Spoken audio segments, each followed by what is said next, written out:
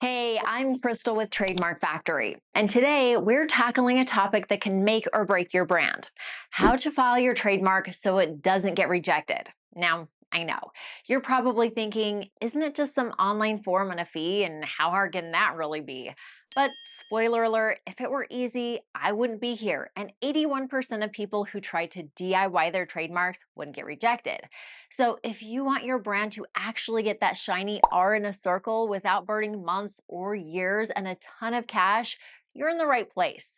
I will walk you through the three critical steps you absolutely need to get right, not just to file your trademark, but to actually get it successfully registered. Ready? Let's dive in. First, make sure your brand is trademarkable. Before you file, start by checking if your exact trademark is already taken. If you're filing in the US, use the USPTO database. If you're filing in Canada, use the CIPO database. There are some unofficial free search websites out there, but honestly, I wouldn't trust them. So you check if your exact trademark is already taken. That's where everyone starts, but here's the problem. That's where most people stop. And that's actually the single biggest reason why Trademark Factory's success rate is 99.3%, while everyone else is rolling the dice at 51.2%. Why? Well, it feels simple. If nobody has my exact brand name in my industry, I'm good, right? Well, not quite. Searching for identical matches in the database is just the tip of the iceberg. There's a lot more you need to check before you can be confident that your trademark will actually go through. But don't worry, I am not going to bore you with a legal lecture, but I am going to show you just how many ways things can go wrong if you don't check first. Here's what you actually need to check: exact matches. Is there already a live trademark for your exact brand name for your type of products or services? If yes, stop right there. Game over. Related goods and services. Even if your mark isn't used for the exact same thing, it might still be too close if the goods or services are related. Example, Lion Coffee versus Lion Tea. Same animal, different drinks could still be a problem. Similar marks: is there a trademark that is close to yours? Does it sound like another brand when spoken out loud? Maybe it's spelled a little differently, or your brand is a synonym of theirs. Do a quick check. Does your brand mean something else in another language? The Trademarks Office looks for anything that could confuse customers, even creative spellings, translations, lookalikes, or words that mean the same thing. This is where most DIYers get blindsided. But hear me out. Trademarks are not domain names. Just because you have a different letter here and there does not make your brand trademarkable. We sometimes get brand owners who argue with us when we find similar marks that will prevent their brand from getting trademarked. But guess what? We filed thousands of trademarks, so we know what works and what doesn't with the Trademarks Office. So, to us, these arguments make us feel a bit like Steve Harvey on Family Feud here. How about Nana? Nana. Sheila, tell me another way people say mother. What about Steve Nene? Yeah, you said. What?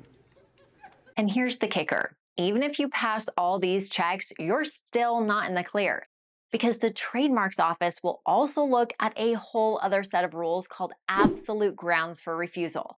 And these have nothing to do with whether someone else already has your name.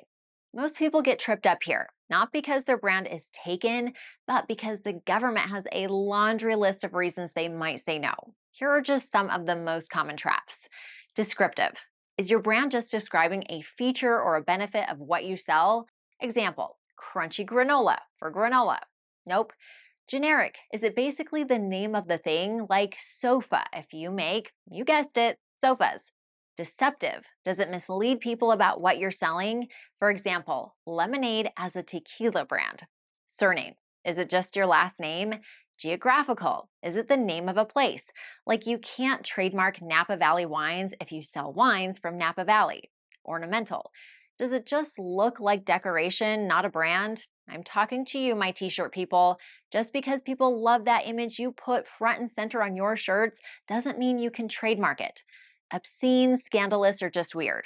Over the years, it's gotten easier to trademark swear words, but it's still tricky.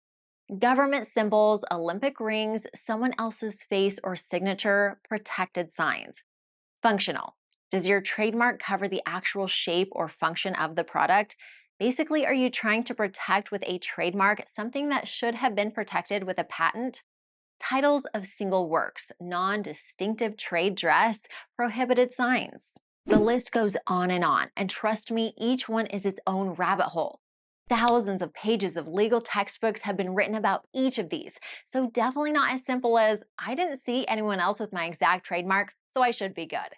You can have a brand that is totally unique, but if it's too descriptive, too generic, or even just sounds a bit too much like someone else's prior trademark, you're out.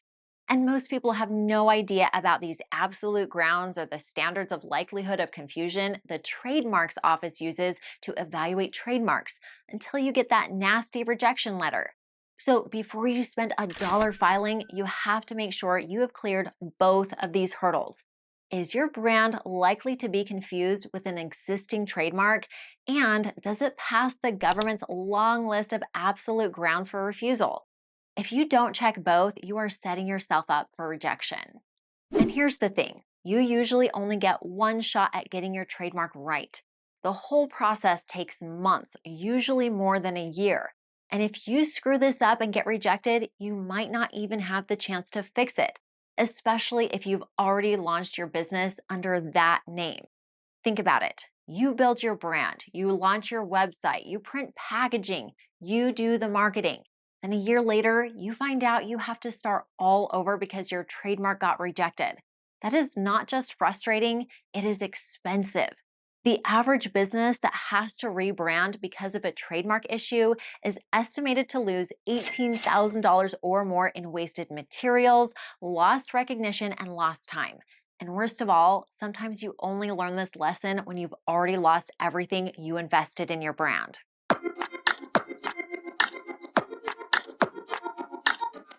Second, file it right. The details matter.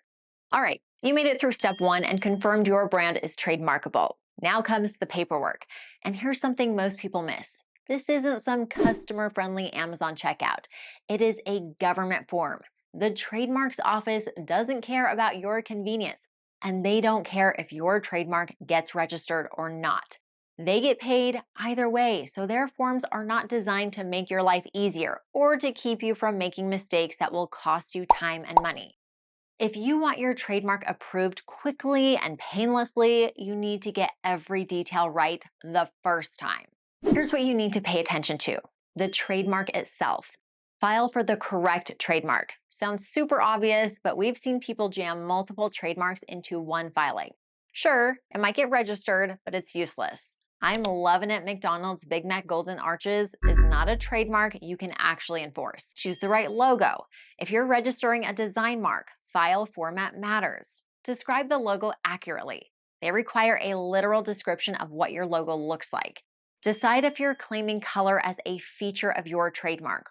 Only do so if you want to be locked into those colors.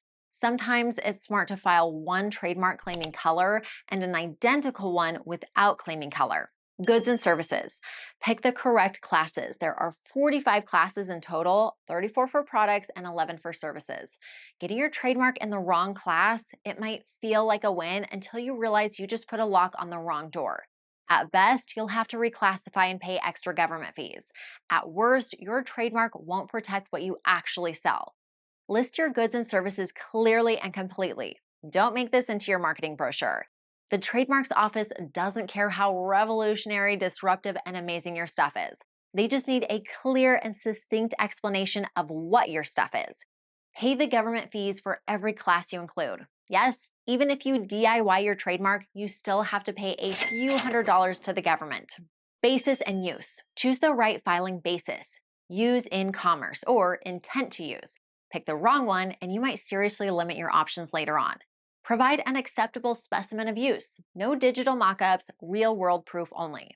Give accurate dates of first use. Guessing or making this up can lead to big trouble later. Ownership and correspondence. Pick the right owner. Don't try to file it in the name of more than one person or entity. Decide. you, your company, or someone else, not all at once. Make sure the owner's name is spelled correctly. Duh. Provide the correct correspondence address and email. If the trademarks office can't reach you and you get an office action, you may never even know your application was rejected, and more on that in step 3. Legal fine print. Add any required disclaimers.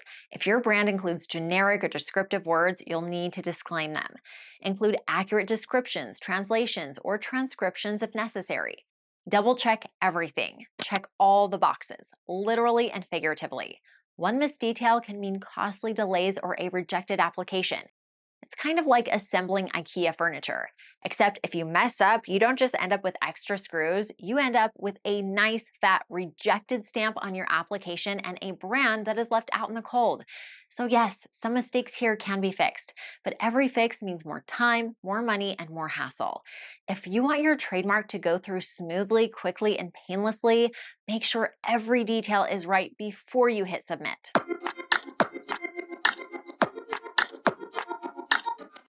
Third, watch for office actions and respond fast. You filed everything perfectly? Not so fast. Now you wait. Months can and often will go by before you hear anything. And when you do, it might be an office action. That's legal speak for we found problems, fix them, or you're done. These can include your mark is too similar to an existing one, it's too descriptive, it's generic, we don't like your specimen, your goods and services are all messed up. Oh wow, you really had to try that, didn't you? There are dozens of reasons for office actions, some technical, some legal, some just bizarre. And the clock starts ticking the moment you get one. If you don't respond correctly and on time, you lose your application, your fees, and your shot at the brand. So whatever you do, don't let Trademark's office emails go to an inbox you don't monitor like a hawk. They don't care whether you saw their emails or not. All they care about is that you didn't respond on time. Now, if you make it through all of this, your trademark will finally get approved and published. Woohoo! Remember I promised that I would show you what it really takes to file a trademark that doesn't get rejected by the trademarks office? Well, it's all that. You really can't pick and choose or cut your corners here. I mean, you can if you don't care about whether your trademark gets approved or not. But if you're thinking, Crystal, this sounds like a nightmare, good, because the reality is it can be if you miss even one step. Here's the cold hard truth. 81% of trademarks filed by self-represented applicants get rejected. That means for most people, all this effort leads to a dead end. But there is a better way. Trademark Factory is famous for a reason. We have a 99.3% success rate, and we offer real affordable packages. And here's the kicker. We even have a package where if we don't get your trademark registered, you get 100% of your money back. No fine print, no drama, no BS. If you truly believe your brand has value, don't gamble. I know you're smart and capable, but filing trademarks takes more than street smarts and common sense. It is technical, it is full of traps, and the problem is the process takes too damn long. You won't know if your trademark will go through for over a year. If you don't get it right the first time, you risk wasting all that time, money, and effort that you have put into building your brand. And you might not even get a second kick at the can. So let us do what we do best while you focus on growing your business. If you feel like you might need help and you are ready to set aside a budget to secure your brand with real expert guidance, I invite you to book a free call with one of our trademark strategy advisors. In this 30-minute session, you'll get a personalized trademark protection strategy tailored to your brand and business goals, answers to all your trademarking questions, clear next steps to move forward, all from a real human who actually gives a damn. I hope this video gave you a real checklist of what to watch out for. If you still want to go the DIY route, at least now you know the hurdles. But if you want to actually own your brand, click the link, book a call, and let's get your trademark done right the first time. Because filing a trademark isn't just a piece of paper, it is about real legal ownership of your brand. If you want to actually own your name, your logo, your reputation, and keep others from stealing what you have built, Trademark Factory is the way to do it right. I'm Crystal, and I will see you on the other side, hopefully with a registered trademark.